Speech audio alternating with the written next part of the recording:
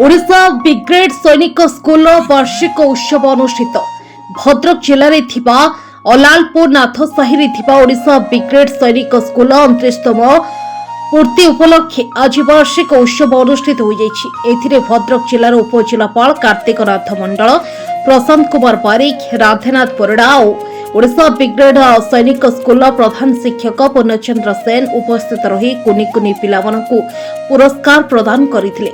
रजिया बश्री धन्यवाद वार्ता दे सभा को समाप्त करथिले। Bureau report Odisha 24 news. पिलामानंकर भविष्य को नहीं विभिन्न संगठित भाव में विभिन्न कार्यक्रम करा जाउची। तृणमूल स्तर में किपरि भाव में शिक्षा को मजबूत करा जाई परिबो से विषय में कार्यक्रम करुचंदी। ये ओडिशा ब्रिगेड स्कूल समस्त कर्मकर्ता को निश्चित भाव में धन्यवाद देवी। से माने अदम्य धैर्य एवं परिश्रम फल पिलामानंकर भविष्य को उज्जवल करिसंती।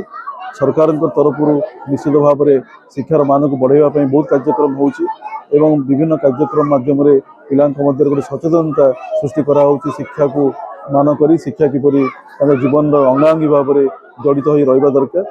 समस्त सहयोग आज ये 29तम वार्षिक उत्सव आम पालन करुँ। बहुत धूमधाम रे पालन करियो बोली आशा रखीचु।